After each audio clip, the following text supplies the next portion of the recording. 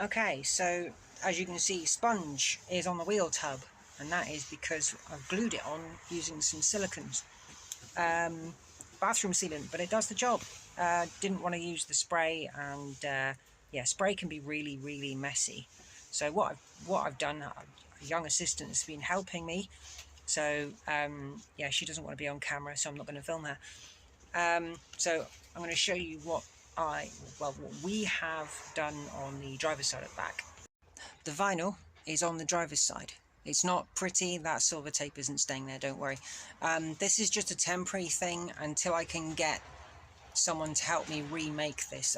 This is not something you can just buy off the shelf, and getting it remade is going to cost quite a bit of money. So it's going on there now. It's being siliconed on as the sponge was on this side of the car. We're going to clean it all up and then put the trim on the back, and then after that, once we've done both sides of the car, we can then put the back bench seat in. Trim screws going in.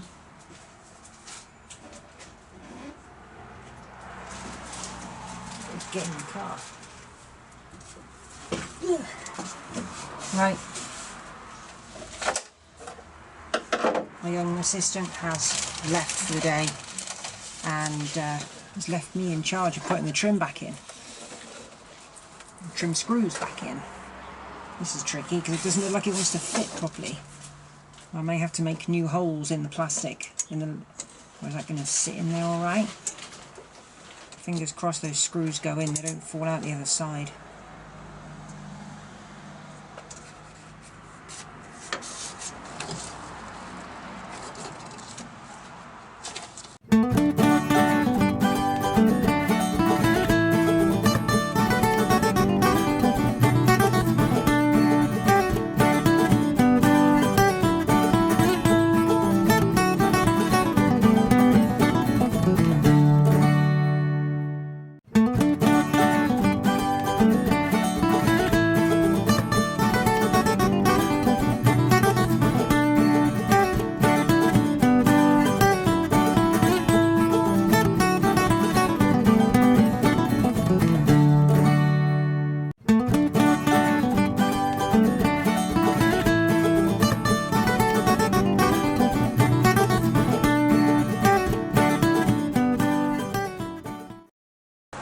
No, the screws are not big enough.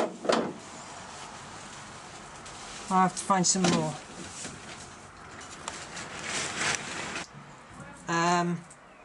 Trim screws, take 2. I literally forgot that the heads were tapered, so these are wrong. Totally wrong screws, so I've got to get them all out of here and put these new ones in.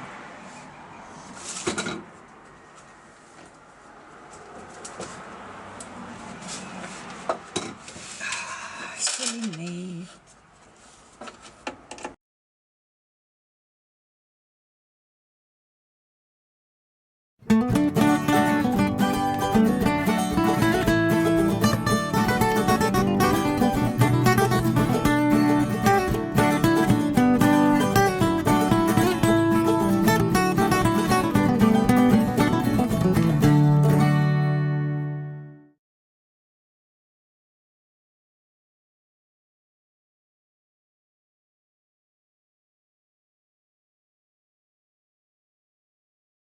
Super duper.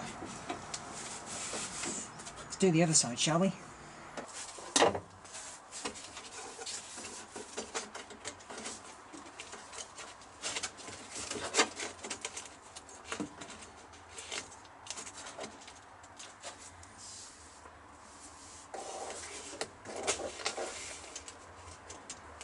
Oh, wrong screw. What am I doing picking up the little dinky one for? No idea.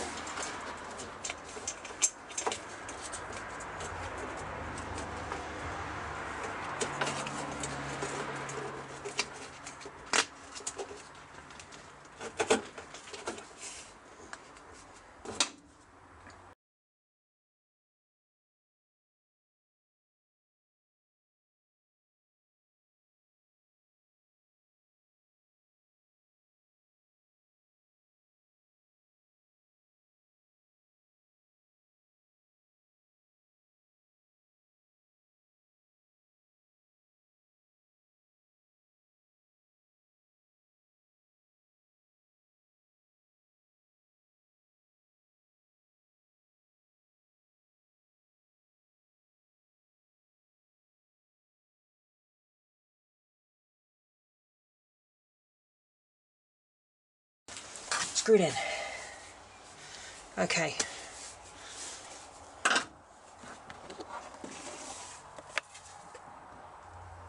There you go, that piece of trim is in, as is that one. So we have both wheel tub covers on.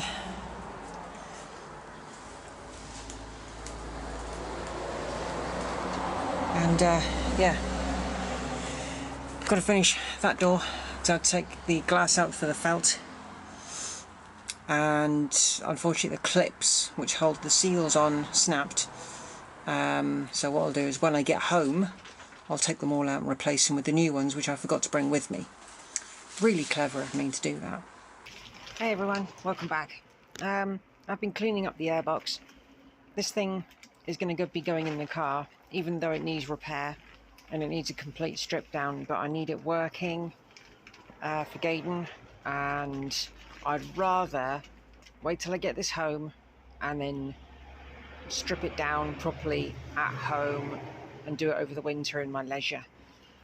It does need some repair work because I broke it. This is the underside, as you may not be able to tell, but this is the underside. These are the two inlet and outlet ports. Underneath you got the adjuster that goes in here. I've just been cleaning it with some degreaser, as you would have seen it possibly if you watched my Project Pinky video cleaning the engine. That is where you'd get your plenum drain usually, but these are really hard to get hold of. I took the motor out because I was going to strip it down ages ago. All these bracketry need to come off and such to get done, but I did get the matrix out and I painted the front plate. I do need to get some foam to pack out the matrix because it is wobbly, and I need new screws in there because the old screws are just junk, rubbish. It's very windy today, so hence why I haven't been doing a huge amount of filming on my camera. That's where the hoop would have gone for one of the pipes. That's a little bit broken there, and that is a bit more broken, which I need to repair, and I'll do that during the strip down and rebuild. And I also got to do all the bits on the inside as well, because I want to properly paint the moving parts inside and put some foam on to like help make it sound nicer when you're operating it. But I'm going to see if I can fit this in the car, because what I've done is I've taken off all the old foamage and created some new stuff out of this. It's the same thickness, but it seems a little bit more difficult to compress. But I mean, that is quite, it's 10 centimeters. It's fairly squidgy, but this is, actually I'd say it's roughly the same. So yeah, I've made new ones. They look a bit rubbish, but hey, as long as it works, it doesn't matter. And I've put some sealant in there as well. The airbox is in. All I need to do now is plumb in the hoses into said heater matrix, and I need to do some trimming down because these are a bit on the long side. So one thing I haven't done, which I didn't realise, was foam around the outside of the matrix. I can reach the bottom of that. I didn't think I'd be able to. That's good. So I'd put a bolt in there. I couldn't find anything to fit because the top, yeah, I couldn't find anything to fit it. So I'll sort something out. But the matrix is good. It's not leaking. No water's leaking out anywhere at all. I've got to get a bolt in underneath because of the spigot has got to stick into the bottom of the heater box. And I've got to put the fan back in as well. I'll be cleaning that in a bit. Okay, it's a big moment. We are going to be having two big pieces of furniture going back into the car.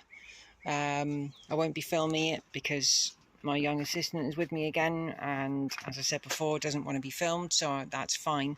Okay, what we're going to do today is these screws have countersunk heads, which are wrong. I think the ones that came out of the car were countersunk. but they were so rotten, and they're the wrong kind of shape really. I think they must have been put in wrong. So I've got some, can I get my fingers in there? Yes I can. That's into a cavity, so that's fine.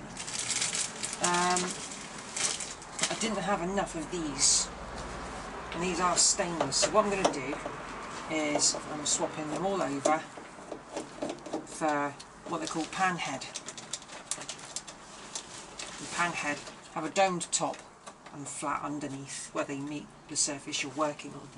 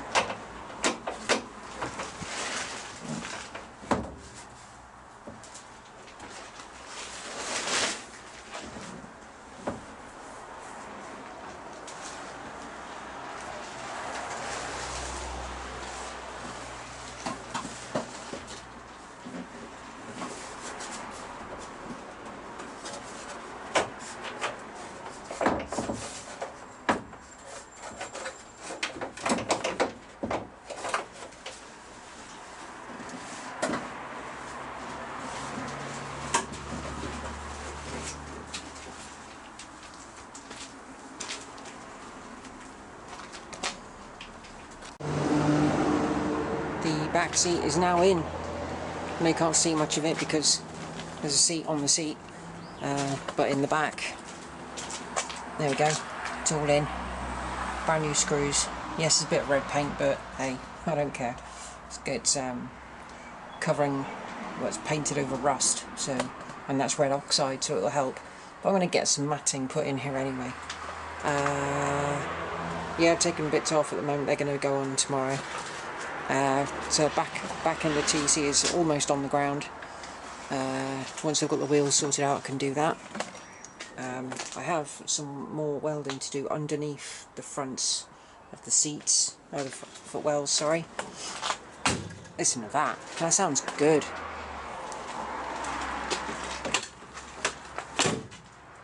That does sound good. So yeah, thank you for watching. And it's been a short one. I'll try and get some more welding in onto this video. I'll try and get some done tomorrow. I have got a section of chassis rail that needs to be welded in, which I was planning to do earlier, and I didn't really get round to it. So yeah, I'm going to have to do that because it needs to go in, because the bit which she's going to replace is to be much, much stronger.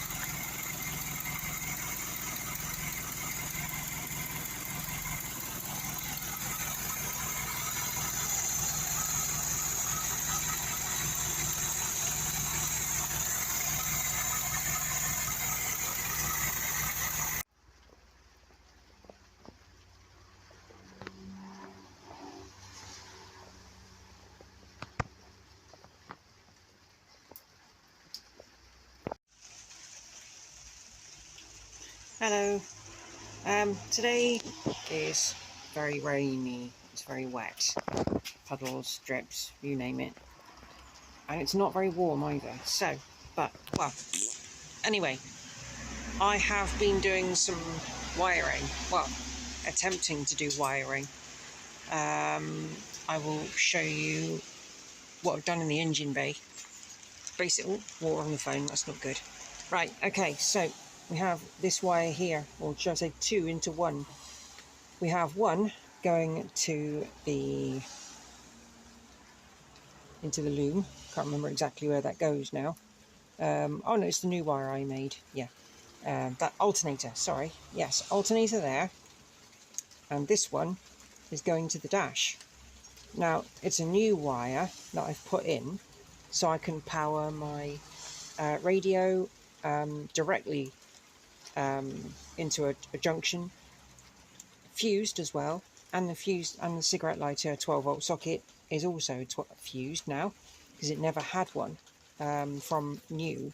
I'm guessing as well for the radio, because there's no direct wire for the radio. I did check this. There are no sockets in the back there, no nothing, so hence why it was basically spliced in at one point in its life. So what I'm going to do, I'm going to plug this onto the battery and see if I don't melt myself in the car.